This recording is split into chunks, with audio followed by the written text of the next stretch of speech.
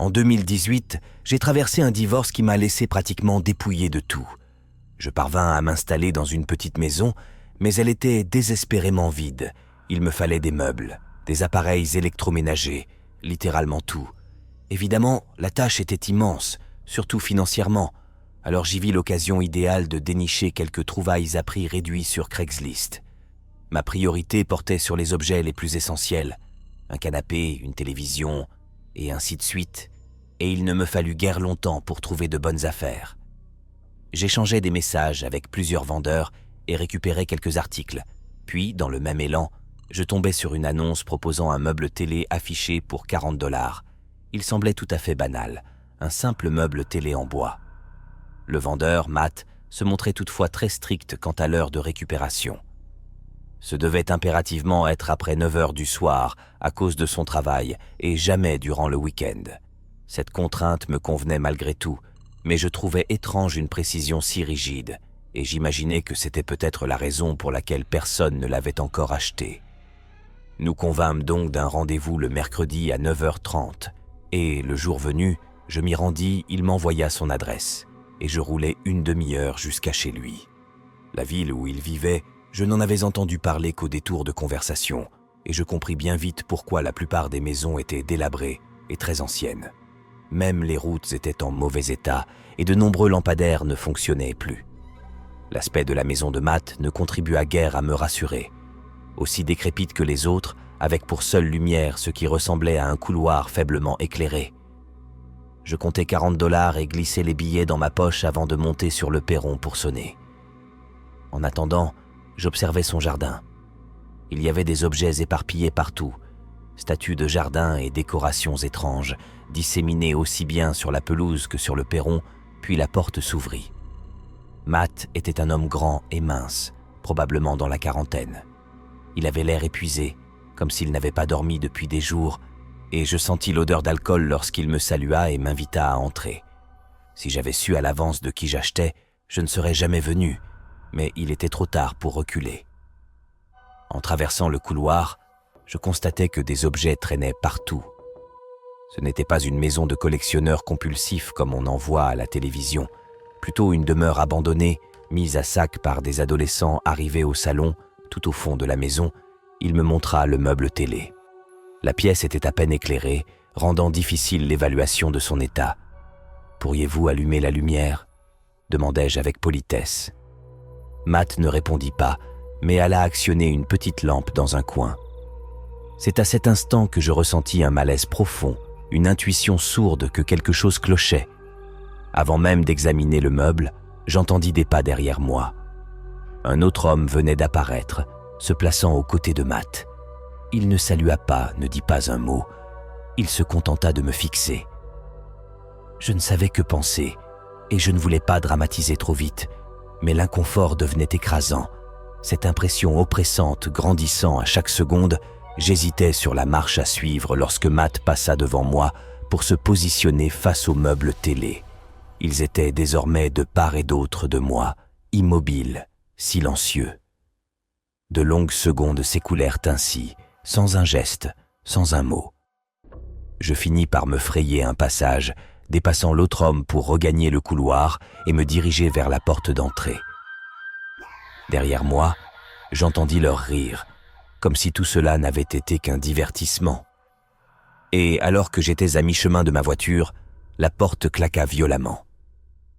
Je ne trouve aucune explication raisonnable à ce qui s'est passé cette nuit-là, ni à ce que ces deux hommes cherchaient à faire. Peut-être n'était-ce qu'une mauvaise plaisanterie destinée à me faire paniquer, ou peut-être quelque chose de bien plus sombre. Je n'ai aucune intention de le découvrir. Avant de regarder l'histoire suivante, n'oublie pas de t'abonner à notre chaîne afin de ne rien manquer de nos prochaines nouveautés. Merci à toi, et nous te souhaitons de passer un agréable moment en notre compagnie.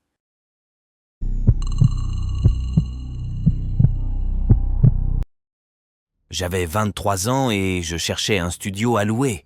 Fraîchement diplômé, avec presque aucune économie et gagnant à peine plus que le salaire minimum, je devais absolument trouver l'endroit le moins cher possible. D'abord, je visais des appartements d'une chambre ou des studios, mais au fil des semaines, Il devint évident que cela dépassait largement mon budget. À contre-cœur, je me tournai vers Craigslist et sa rubrique dédiée au logement. Je savais que le site n'avait pas la meilleure réputation, mais l'un de mes amis y avait vécu une bonne expérience et me l'avait recommandé, alors je tentai ma chance.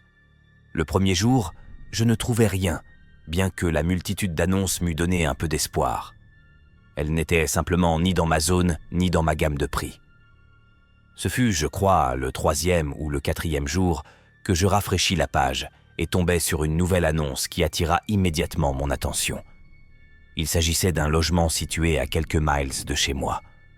Je cliquai dessus et parcourus les détails. Un studio dans un petit immeuble. Les photos étaient de très mauvaise qualité, si pixelisées qu'on n'y distinguait presque rien, mais comme tout le reste semblait correct, j'envoyai un message au propriétaire. Il répondit rapidement et nous fixâmes une visite le soir même, vers 7 heures. Notre bref échange n'avait rien de suspect.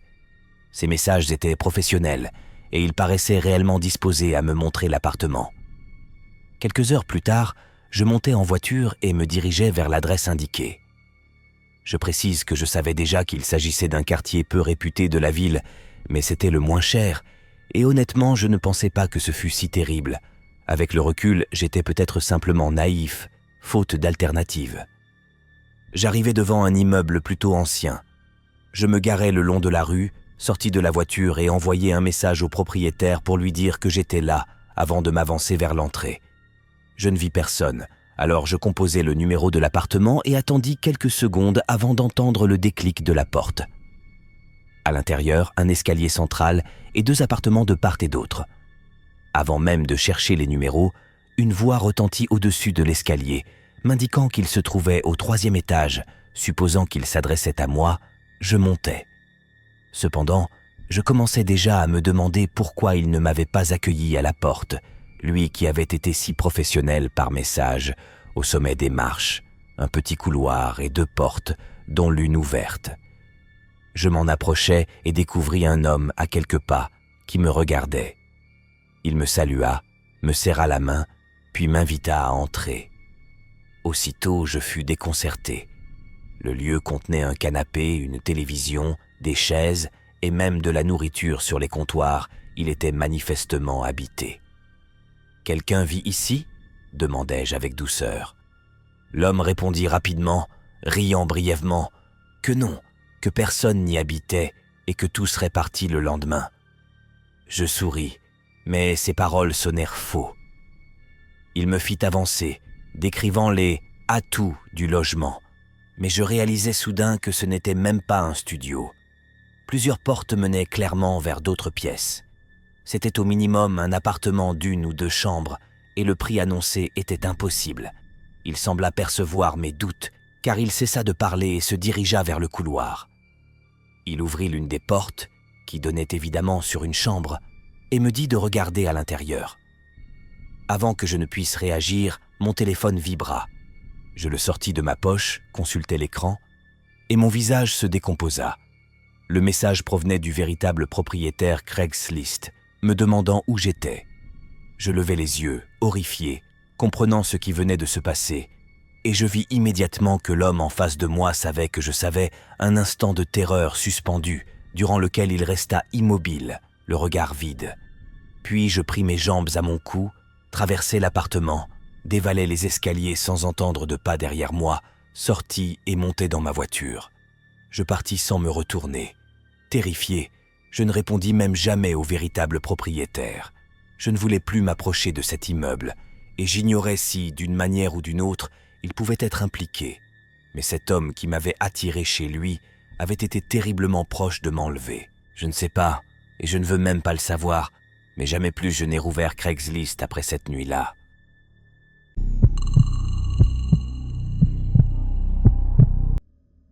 J'étais allé sur Craigslist pour la première fois depuis probablement 5 ans. J'avais presque oublié l'existence de ce site, n'en ayant ni l'usage ni le besoin, et n'en entendant plus vraiment parler, mais, en raison de mon déménagement, je devais me débarrasser d'un tas d'objets divers. J'ai d'abord contacté une société d'enlèvement, espérant qu'ils prendraient tout en une fois, mais leur devis dépassait $400 pour seulement quelques objets. C'est ainsi que je me suis tourné vers Craigslist. J'ai publié une annonce de don accompagnée de photos de tout ce que je voulais céder. Peut-être que je ne savais plus comment cela fonctionnait aujourd'hui, mais je pensais recevoir une avalanche de réponses de personnes ravies de récupérer des objets gratuits. Pourtant, je n'ai quasiment rien reçu, et ceux qui répondaient finissaient par disparaître après 2 ou 3 messages. Puis, environ une semaine après la publication, un homme prénommé Kaji m'a contacté. Il disait vouloir récupérer mon canapé et qu'il était disponible n'importe quel jour. Je pensais que ce serait encore un de ces contacts fantômes, alors je n'ai pas vraiment insisté. Je lui ai simplement dit que je travaillais entre 9h et 17h et qu'il n'avait qu'à me prévenir avant de venir. Je ne pensais pas qu'il se présenterait, mais le matin même, avant que je ne parte travailler, il m'a envoyé un message pour me dire qu'il aimerait passer dans la soirée. Je lui ai répondu que cela me convenait, et en quittant le travail, je lui ai communiqué mon adresse. Le trajet jusqu'à chez moi durait une 20aine de minutes, et j'espérais qu'il viendrait rapidement, car je n'avais aucune envie de perdre ma soirée à l'attendre, encore moins s'il ne se présentait pas. En arrivant dans mon allée, cependant, j'ai aperçu une voiture garée le long du trottoir, juste devant chez moi. Personne n'était dedans, et c'était la seule voiture de toute la rue. Il était évident qu'elle était là pour moi. Pensant qu'il s'agissait de Kaji, je suis rapidement sorti et me suis précipité vers la porte d'entrée, mais personne ne s'y trouvait. Une part de moi imaginait qu'il pouvait s'agir d'une simple coïncidence, que la voiture appartenait à un voisin, mais je n'y croyais pas vraiment. Une fois à l'intérieur, j'ai envoyé un message à Kaji pour lui demander son heure d'arrivée, puis je suis resté près de la fenêtre, observant la rue. Après une dizaine de minutes sans réponse ni signe de vie, je me suis détendu et me suis éloigné de la fenêtre. Je suis allé dans la cuisine me servir un verre lorsque j'ai entendu un léger bruit sourd à l'étage. Surpris, j'ai posé mon verre et tendu l'oreille. Quelques secondes de silence. Puis, soudain, des pas lourds dévalèrent l'escalier. Pris de court, je suis resté figé dans le couloir et j'ai vu un homme surgir au bout, courant droit vers la porte d'entrée. Il l'a ouverte d'un geste brusque et s'est enfui. Quand j'ai atteint l'entrée, il avait déjà sauté dans la voiture garée dehors et démarrait à toute allure.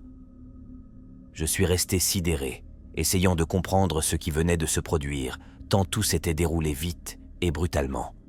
Finalement, j'ai pris mon téléphone pour appeler la police, puis tenté de rappeler Kaji, sans succès. Cela m'a confirmé que c'était bien lui qui avait pénétré chez moi. L'enquête révéla que le numéro de Kaji n'était associé à aucun nom ni aucune adresse, ce qui nous ramenait au point de départ.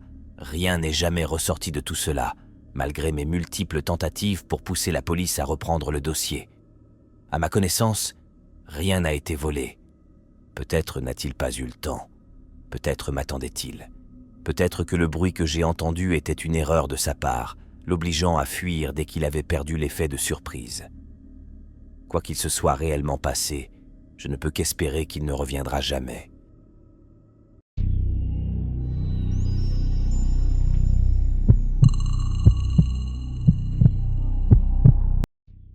Mon frère Jason et moi avons emménagé dans le Colorado il y a plusieurs années. Nous désirions tous deux vivre près des montagnes, mais aucun de nous ne pouvait se le permettre seul.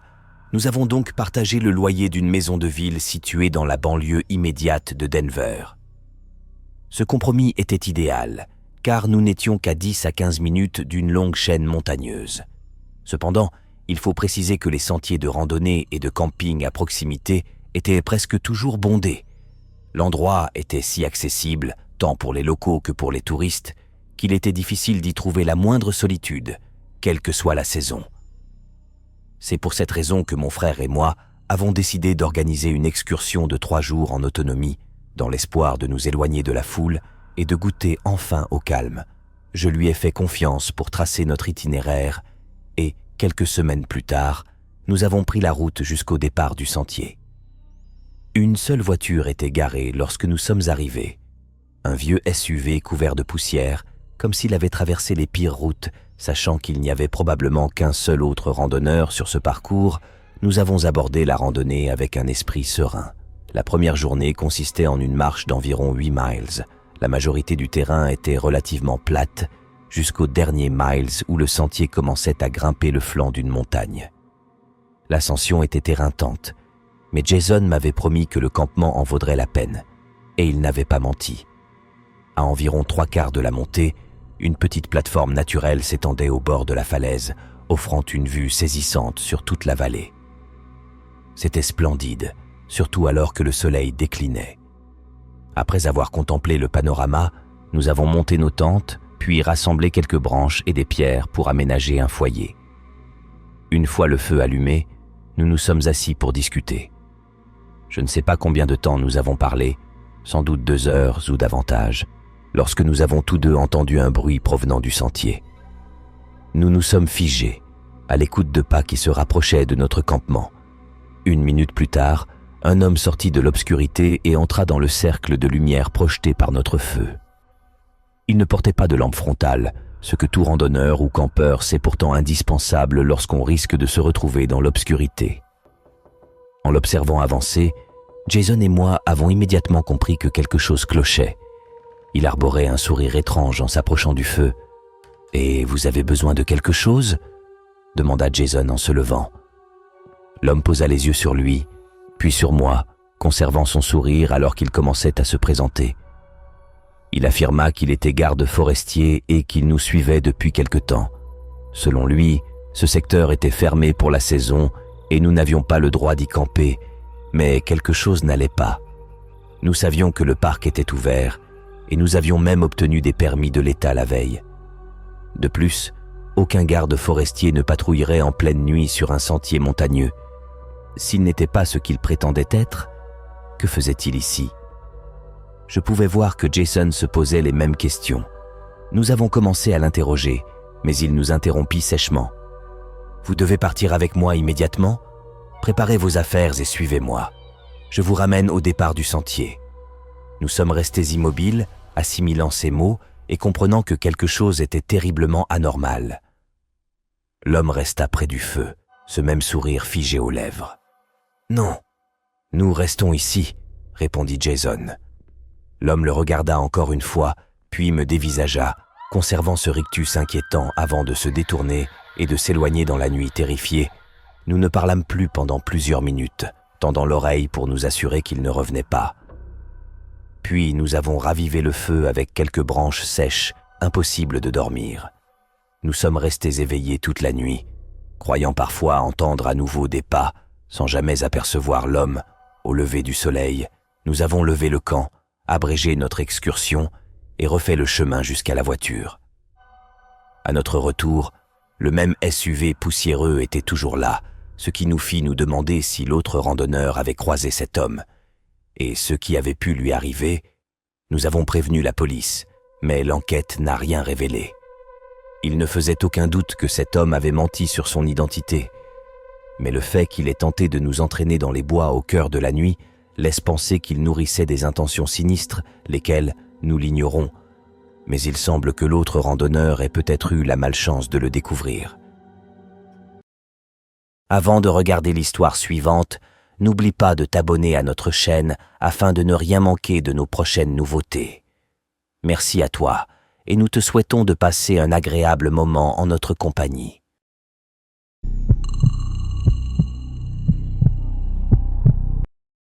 J'allais autrefois camper très souvent avec quelques amis de l'université, mais une fois diplômés, nos emplois du temps discordants ne nous permirent plus jamais de nous retrouver.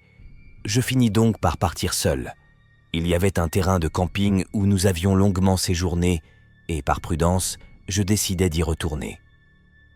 L'endroit était assez isolé et difficile d'accès, ce qui me plaisait justement.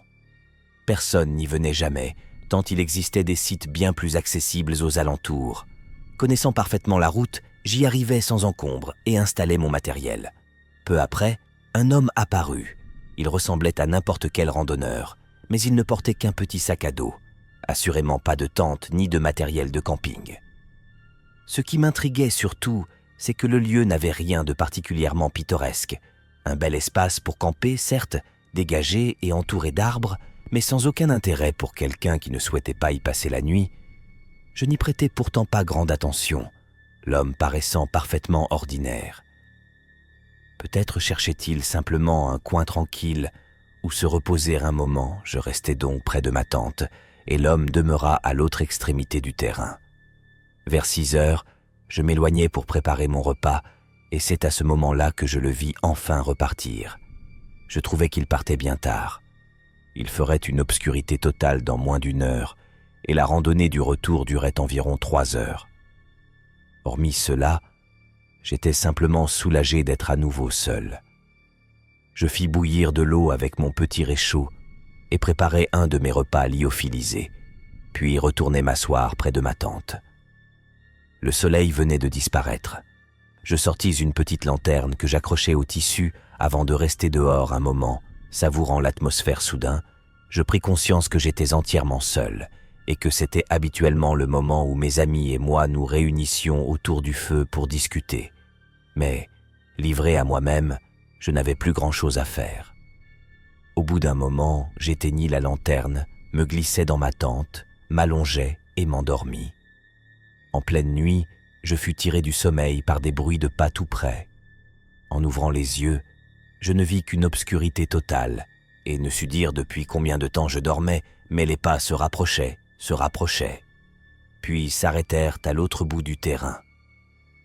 Après quelques secondes, je tâtonnai jusqu'à ma lanterne, l'allumai, dézippai la tente et regardai dehors. À une vingtaine de pieds, soit environ 6 mètres, se tenait la silhouette d'un homme, exactement là où j'avais vu l'autre plus tôt, et à ce que je pouvais discerner, c'était très probablement la même personne. Il restait planté là, immobile, sans rien faire. L'heure avancée de la nuit rendait la scène immédiatement glaçante, quelle qu'en soit la raison, et ayant allumé ma lanterne, il m'avait forcément vu. « Hé, tout va bien ?» lançai-je. J'attendis quelques secondes, mais il ne manifesta aucun signe, aucune réaction. Je ne pouvais même pas déterminer dans quelle direction il faisait face, soit tourné vers moi, soit dos à moi, et je ne savais même pas laquelle des 2 possibilités me terrifiait le plus. Je saisis mon couteau de poche dans mon sac, puis me résolus à la seule attitude possible, rester assis et attendre. Les 15 minutes les plus oppressantes de ma vie s'écoulèrent, tandis que j'observais cet homme immobile, presque statue, avant qu'il ne se mette soudain à tourner les talons et à repartir dans la même direction qu'auparavant. Et, à la manière dont sa silhouette se découpa lorsqu'il pivota, je compris qu'il avait bel et bien été tourné vers moi. Durant tout ce temps, il m'avait fixé. Un frisson glacial me traversa tandis que ses pas s'évanouissaient peu à peu au loin. Je ne sus que faire d'autre que veiller, au cas où il reviendrait, ce qu'il ne fit jamais, à ma connaissance. Au matin, je pliai bagages et rentrai sain et sauf, mais depuis ce jour, je n'ai plus remis les pieds en camping. Je ne sais pas ce que cet homme cherchait, mais il n'existe aucun univers où cela n'aurait pas été extrêmement dérangeant. Peut-être l'ai-je effrayé en me réveillant et en le surveillant pour m'assurer qu'il ne ferait rien, mais cette idée me terrifie davantage encore lorsque j'imagine ce qui aurait pu se produire si je n'avais pas ouvert les yeux cette nuit-là.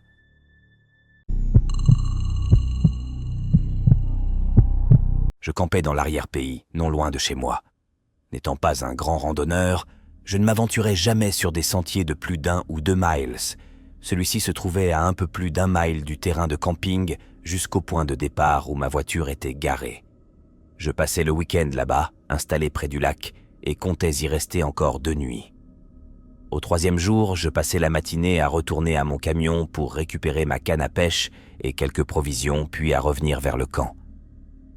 Je me disais que je pourrais tenter ma chance à la pêche, puisque j'avais du temps devant moi. À mon retour pourtant, une autre tente avait été dressée. Elle se trouvait plus bas, au bord du lac, et je n'y vis personne aux alentours. Au début, je n'y prêtais pas attention, mais je réalisais soudain que je n'avais croisé âme qui vive sur le seul sentier menant à ce coin reculé du lac. Certes, il pouvait exister un autre chemin que j'ignorais. Quoi qu'il en fût, j'installai ma canne et me mis à pêcher. Toutes les 20 minutes environ, je jetais un œil vers la tente au bord de l'eau, mais durant les 3 heures que je passais là, je ne vis personne. Lorsque le soleil commença à décliner, je rangeai ma canne et regagnai ma tente. Je mangeai, ramassai quelques branches pour le feu et attendis que la nuit s'épaississe un peu avant d'allumer le foyer. À peine avais-je embrasé les premières flammes que j'aperçus, une ombre se faufiler dans la forêt en face de moi. Elle se trouvait juste au-delà de la portée de la lumière, et après ce bref aperçu, je ne distinguais plus que l'obscurité totale. Je supposais qu'il s'agissait de la personne occupant la tente au bord du lac, sans doute en train de ramasser du bois. C'était étrange qu'elle se trouve là précisément à l'instant où j'allumais le feu, mais je refusais d'y réfléchir davantage. Je m'adossai à ma chaise et me détendis, contemplant le feu, le ciel et le lac. L'atmosphère était si apaisante que je faillis m'endormir. Mais une demi-heure plus tard, en regardant au-delà des flammes, je vis plusieurs silhouettes émerger de la forêt. Lorsqu'elles se rapprochèrent, je comptai 4 hommes, marchant droit vers mon campement. Mon esprit s'emballa, mais j'essayai de repousser ma nervosité et d'espérer qu'il s'agissait d'un groupe voisin ayant besoin d'aide. Une fois dans la lumière, je vis qu'ils avaient tous la trentaine ou la quarantaine, l'expression impassible. Quand ils furent à quelques pas de moi et continuaient d'avancer, je me levai, les questionnant d'une voix mal assurée. Aucun ne répondit. Ils poursuivirent leur avancée. 2 passèrent derrière moi et allèrent directement vers ma tente, tandis que les 2 autres me poussèrent sur le côté. Ils ne faisaient plus aucun doute quant à leurs intentions, mais je savais que résister ne ferait qu'empirer la situation. Je regardais les 2 premiers fouiller mes affaires, tandis que les autres m'entraînaient toujours plus loin du campement et de la lumière du feu. J'essayais de prononcer quelques mots, mais leurs yeux vides témoignaient d'une indifférence totale. Je me répétais intérieurement de rester calme et de les laisser prendre ce qu'ils voulaient, mais ils continuaient de me pousser, de me tirer, de m'arracher à mon propre camp, nous enfonçant toujours plus profondément dans les ténèbres. Au bout d'une minute, je ne distinguais presque plus notre chemin, et seul le bruit de nos pas troublait le silence de la forêt. Puis, soudain, ils s'arrêtèrent. Je me retournai pour leur faire face et, au milieu des arbres, plongé dans la pénombre, tous mes instincts de survie se mirent à hurler. L'un d'eux porta la main à quelque chose et je pris immédiatement la fuite. Je n'entendais plus que le martèlement de mes pas sur les feuilles et l'herbe, tandis que je m'éloignais de toutes mes forces. Gardant un vague sens de l'orientation, je parvins à retrouver le sentier. De là, je filai droit vers mon camion et, autant que je pouvais en juger, personne ne me poursuivit. Je signalai l'incident à la police, mais au final, la quasi-totalité de mon matériel avait été volée et aucune trace n'avait permis d'identifier les auteurs. Quant à ce qu'ils prévoyaient de faire en m'entraînant ainsi dans la forêt, cela paraît tristement évident. Je pense avoir eu une chance inouïe de m'en être tiré vivant.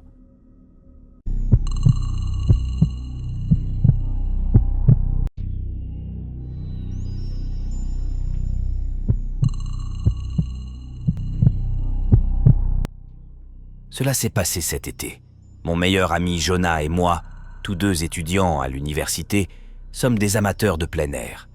Nous avons l'habitude de partir en randonnée et, lorsque l'occasion se présente, de camper quelques jours.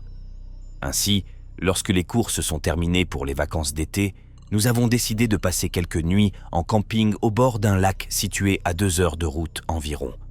Il serait faux de dire que nous étions des experts, mais nous n'étions pas non plus des novices. Nous savions ce que nous faisions et ne restions jamais plus longtemps que ce que nous jugions prudent. Nous avons pris le sentier au matin, prévoyant 2 nuits complètes. La marche fut un peu plus longue qu'annoncé, mais nous atteignîmes le lac vers midi. D'après ce que j'en savais, des centaines de sentiers menaient à ce lieu, tant il s'étendait sur une vaste superficie. Les emplacements pour camper y étaient si nombreux qu'il était peu probable de croiser quiconque. Et, à vrai dire, cela nous convenait parfaitement. Nous n'avions pas envie de rencontrer d'autres campeurs. Lorsqu'à notre arrivée nous constations que le lieu était désert, nous en fûmes ravis.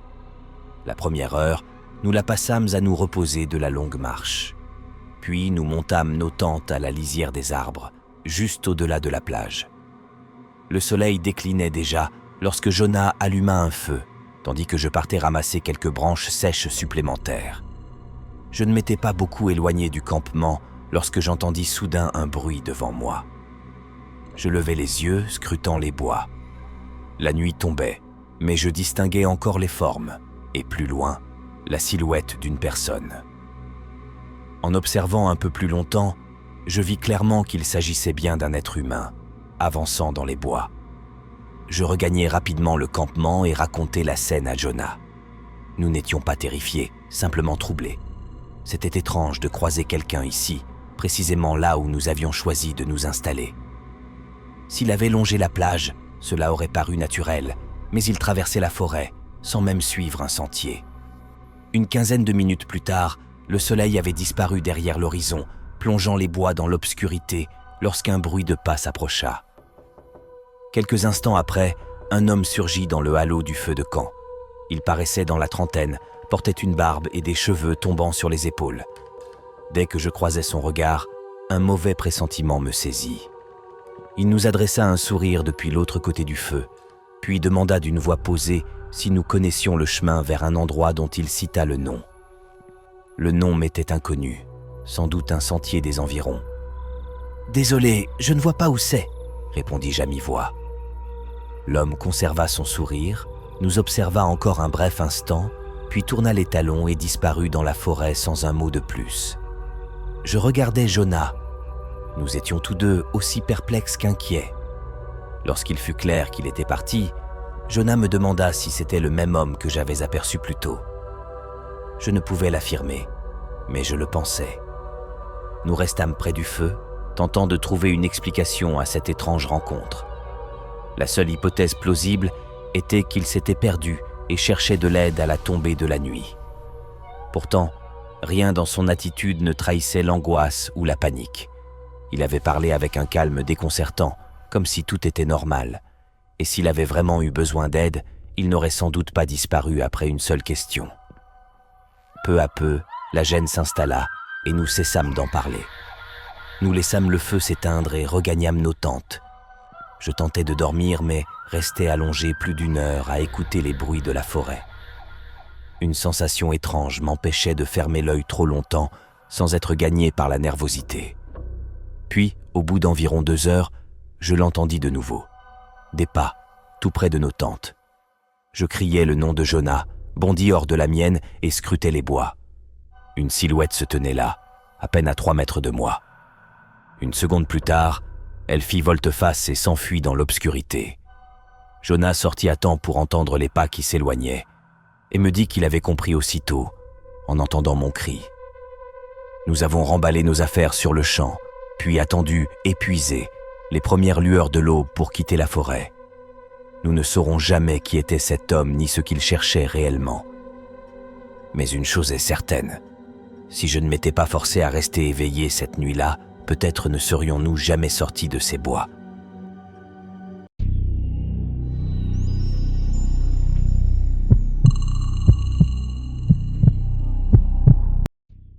J'étais en classe de première au lycée en 2009. Un jour de cours ordinaire, j'étais assis en cours d'anglais. L'année touchait à sa fin et nous travaillions sur nos projets finals, ce qui signifiait que nous devions utiliser les ordinateurs portables de l'établissement. La bibliothèque était fermée pour la semaine en raison de dégâts ou de travaux de rénovation, je ne me souviens plus exactement des détails. Pourtant, j'étais presque certain que les chariots d'ordinateurs se trouvaient encore dans l'arrière-salle de la bibliothèque. Notre professeur demanda à la classe qui souhaiterait descendre chercher le chariot. J'avais terriblement envie d'aller aux toilettes, alors je levai la main, voyant là une bonne excuse pour y passer. Après un bref arrêt aux toilettes, je me dirigeai vers la bibliothèque. Toutes les lumières étaient éteintes. Il ne semblait y avoir personne dans toute la pièce. Elle était plongée dans une pénombre épaisse, mais les quelques fenêtres laissaient filtrer juste assez de clarté pour que je distingue mon chemin. Comme je l'ai dit, les chariots d'ordinateur étaient habituellement rangés tout au fond, dans une salle séparée.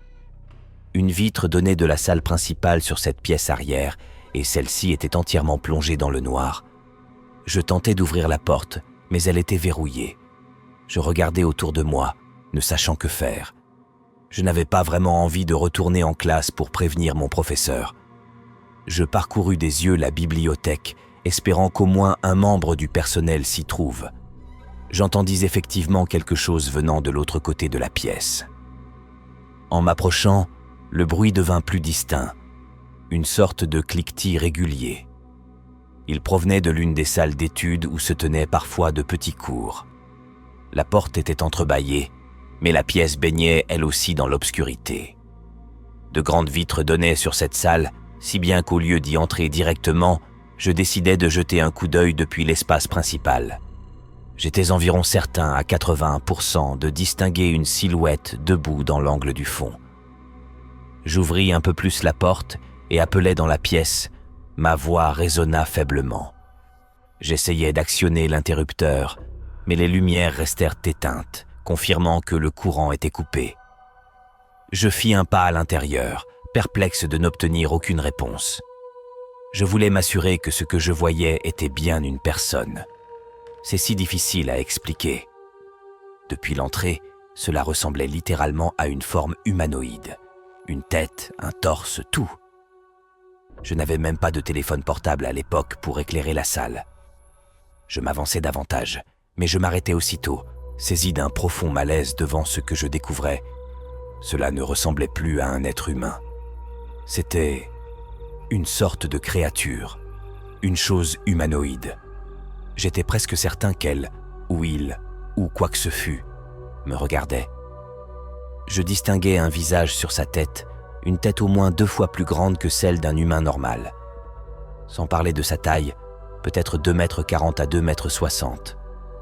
Elle demeurait totalement immobile, tout comme moi, et ce n'est que lorsque je perçus un mouvement dans l'angle que mon cœur se serra si violemment que je pris la fuite, courant hors de la pièce, puis hors de la bibliothèque essoufflé, le cœur affolé, je tombais sur une enseignante que je connaissais, Mademoiselle Carpe, qui passait dans le couloir. Je lui demandai, paniqué, de me suivre pour voir ce qui s'y trouvait. Elle me demanda d'une voix sèche pourquoi j'étais entré dans la bibliothèque alors que personne n'y était autorisé cette semaine-là. Je lui expliquai que j'étais envoyé chercher les ordinateurs portables et, sans adoucir son ton, elle m'informa que tous les chariots avaient été déplacés dans la salle de présentation. Apparemment, j'avais décroché lorsque mon professeur l'avait mentionné. J'ai insisté pour que Mademoiselle Carpe me suive tout de même dans la bibliothèque afin de lui montrer ce que j'avais aperçu. Lorsqu'elle y entra à contre-cœur, non seulement il n'y avait absolument rien dans l'arrière-salle, mais la lumière, désormais, fonctionnait parfaitement. Mademoiselle Carpe se montra agacée, et bien sûr, elle ne me crut pas, pensant sans doute que j'avais halluciné. Je retournai finalement en classe avec un chariot d'ordinateur provenant de la salle de présentation et expliquai à mon professeur que j'étais allé par erreur à la bibliothèque. Je ne racontais jamais vraiment à quiconque ce que j'avais vu, de peur de paraître stupide ou fou. Je ne sais pas si je crois aux fantômes ou à ces histoires paranormales, mais je n'ai pas la moindre idée de ce que j'ai pu distinguer là-bas. Certes, les yeux peuvent jouer des tours, mais pas à ce point. J'ai bel et bien vu quelque chose de massif dans l'angle de cette pièce, quelque chose de non humain. Avant de regarder l'histoire suivante, n'oublie pas de t'abonner à notre chaîne afin de ne rien manquer de nos prochaines nouveautés. Merci à toi, et nous te souhaitons de passer un agréable moment en notre compagnie.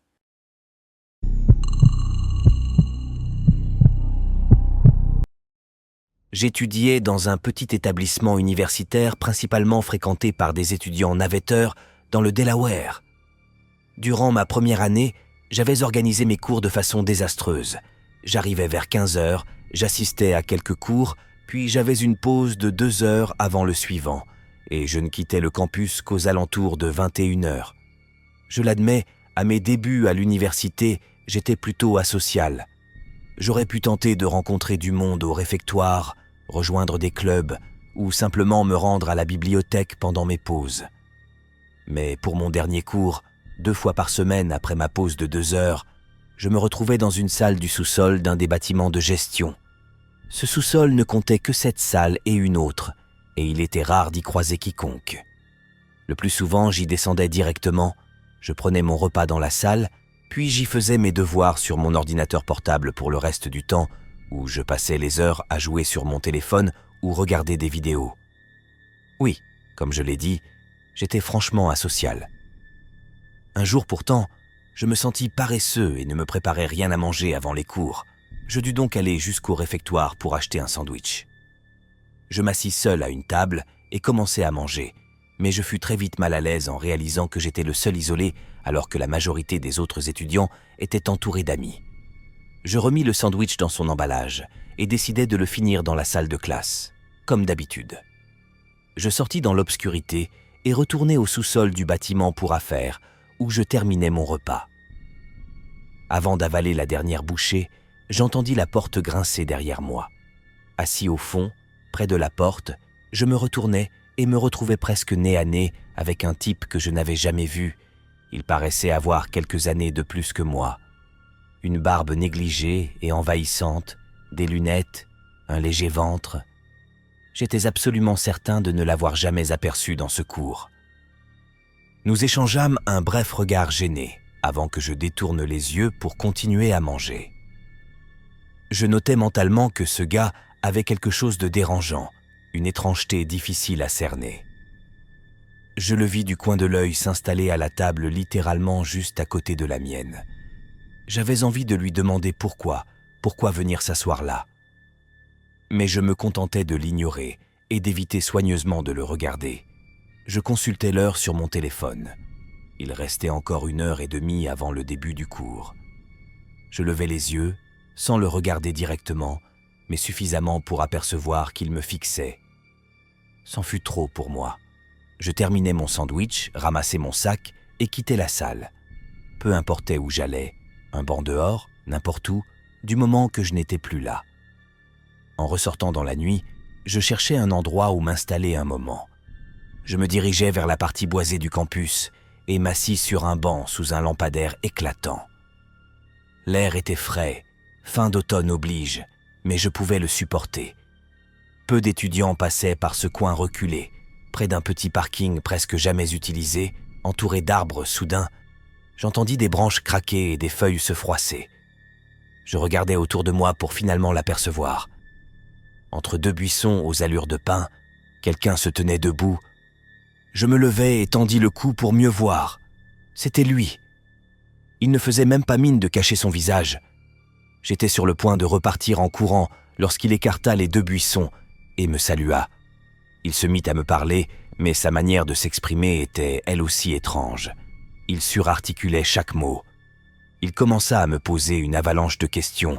Si j'étudiais ici, quelle était ma spécialité, où je travaillais, ce que je faisais pour m'amuser. C'était terriblement inconfortable, mais j'essayais de rester poli en lui posant, moi aussi, quelques questions. Nous restâmes assis un moment. Finalement, il me demanda mon numéro. Je ne sais pas pourquoi je le lui donnais, sans doute par simple gentillesse. Puis il devint plus inquiétant. Il me demanda où j'habitais. Je répondis d'abord en donnant le nom de ma ville, mais il insista « Non, où habites-tu vraiment ?» Je restais silencieux, ne sachant que répondre, et répétais la même chose. Il reprit « Non, ton adresse, c'est quoi ?» Je ne pris même pas la peine de lui demander pourquoi il voulait savoir. Je dis simplement que je devais y aller, et m'éloignai rapidement. Quand je me retournai, il me suivait. Je ne savais pas ce qui clochait chez lui, mais il me mettait terriblement mal à l'aise. Je séchai le cours ce soir-là et rentrai directement chez moi en voiture. Je me laissai tomber sur mon lit et me mis à faire mes devoirs. Après avoir terminé un cours devoir, je consultai mon téléphone. Il était saturé de messages provenant d'un numéro manifestement faux. Il devait y en avoir une vingtaine. Tous venaient de ce type. Le premier disait simplement « Salut ». Puis, peu à peu, il en arriva à « Tu as une belle maison ». Je ressentis soudain une douleur dans la poitrine. Je répondis « Va-t'en ou j'appelle la police ». À ce moment-là, quelqu'un frappa à ma fenêtre. Le store était baissé, je ne pouvais pas distinguer qui c'était. Mais, en même temps que les coups, j'entendis une voix étouffée mais familière murmurer « Ouvre la fenêtre ». Je hurlai que j'appelais les flics. Il se tut aussitôt. Mes parents n'étaient pas à la maison, alors j'appelai réellement la police. Rien d'autre ne se produisit avant leur arrivée. Je leur montrai les messages et leur expliquai toute l'histoire. Ils me dirent qu'il valait mieux attendre de voir si cela continuait, car le garçon n'avait pas encore proféré de menaces explicites. Ils repartirent en me conseillant de rappeler s'il revenait et de bloquer son numéro. Le lendemain, l'université envoya un message à tous les étudiants pour les avertir qu'un jeune homme dangereux avait été aperçu, se promenant avec un couteau. Les cours furent annulés pour la journée et la police fouilla l'ensemble du campus. Je les appelai pour donner mon témoignage et on me demanda de le répéter aux forces de l'ordre. À ma connaissance, ce type inquiétant ne fut jamais arrêté. J'ignore pourquoi il s'en était pris à moi. Je ne saurai jamais quelles étaient ses motivations. Mais voici l'histoire de la façon dont j'ai failli être assassiné chez moi par quelqu'un que j'avais rencontré à l'université.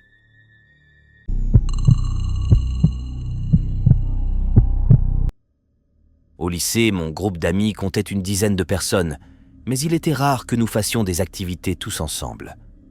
Par un jour d'école sombre et nuageux, mes amis Jared, Michel, Christina et moi étions assis en cours d'histoire. Nous avions un remplaçant ce jour-là, et comme nous ne faisions aucun travail, tout le monde bavardait. Notre lycée était extrêmement ancien, construit dans les années 1930, et il existait dans les bois un second bâtiment, datant apparemment des années 40, autrefois utilisé comme une sorte de garderie ou de maternelle. Il se trouvait encore sur les terrains du lycée, mais n'avait jamais été démoli. Il était si vieux et délabré que des lianes grimpaient le long de ses murs. Nous étions tous les quatre en train de parler du fait que nous devrions nous y introduire ce soir-là, puisque c'était un vendredi. Nous n'en parlâmes pas au reste de nos amis, car cela aurait été plus compliqué à organiser à plusieurs. À la tombée de la nuit, nous nous faufilâmes dans l'enceinte du lycée par un chemin discret pour éviter la sécurité et nous rejoignîmes sans difficulté les bois. Nous arrivâmes au bâtiment, situé dans une zone entourée de grillages. Jared et moi aidâmes les filles à passer par-dessus la clôture, puis nous la franchîmes à notre tour. Le bâtiment faisait environ 2 fois la taille d'une maison. Il était évident que nous n'étions pas les premiers à tenter ce genre d'escapade. Nous inspectâmes les 4 murs à la recherche d'un bon point d'entrée. Il y avait plusieurs fenêtres, puis nous repérâmes la porte d'entrée fermée à clé, évidemment. Jared et moi finîmes par briser une fenêtre, tandis que les filles montaient la garde. Une fois de plus, nous les fîmes passer en premier. Puis, Jared se glissa à l'intérieur, et enfin, moi, je mis un certain temps à me faufiler. J'étais le plus grand du groupe, après tout. Je me coupais même les mains sur quelques éclats de verre. Une fois dedans, j'observais la pièce froide et sombre dans laquelle je me trouvais. Je compris qu'elle ressemblait à une salle de classe archaïque, mais je réalisais aussi que mes amis n'y étaient pas. J'appelais Jared à plusieurs reprises. Je quittais la petite salle et m'engageais dans un couloir étroit et décrépit. De nombreuses portes ouvertes menaient à d'autres salles semblables, mais je ne pensais désormais qu'à retrouver mes amis. Je n'avais aucune idée de la raison pour laquelle ils étaient partis si vite devant moi. J'appelais encore et encore leurs prénoms, sans réponse. Je fouillais toutes les petites salles, jusqu'à en atteindre une où j'aperçus Jared debout dans un coin. Il regardait par la fenêtre. Je lui dis « Mec, qu'est-ce que tu fais? Pourquoi ne m'as-tu pas attendu ?»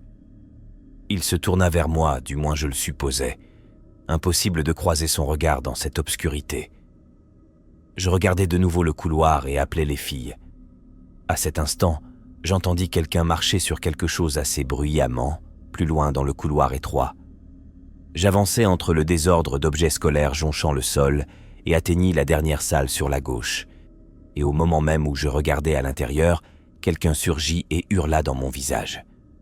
J'ai failli faire une crise cardiaque. C'était Jared, Christina et Michel apparaissaient derrière moi, pliés de rire. Elles avouèrent avoir élaboré un plan pour se cacher et me faire peur quelques minutes avant d'entrer. Je poussai Jared en riant, mais mon cœur, déjà affolé par la frayeur, se remit à battre encore plus vite lorsque je me souvins de la silhouette que j'avais vue dans l'autre salle. Je leur dis de se taire et murmurai que j'avais vu quelqu'un d'autre et que je pensais que c'était Jared.